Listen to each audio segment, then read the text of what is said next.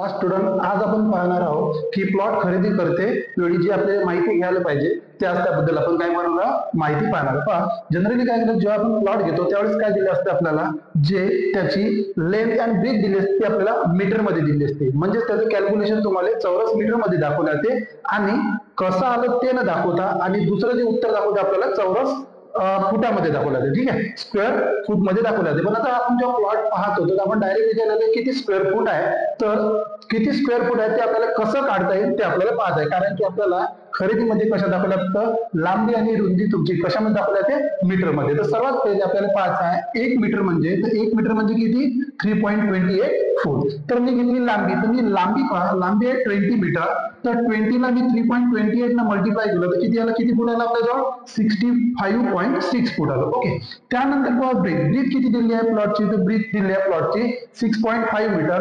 तर मग मी त्याला पुन्हा 3.28 न काय केलं, मल्टिप्लाय केलं, तर त्याचं आलं 21.32 फूट. ओके, मग लांबी आणि रुंदी आपण कशामध्ये काढली, आता फुटामध्ये काढलेली आहे. ओके, मग आता आपल्याला काढायचं क्षेत्रफळ म्हणजे एरिया. मग काय एरियाचं क्षेत्रफळाचं सूत्र काय, L इंटू बी. मग मी किती घेतले, 65.6 इंटू 21.32.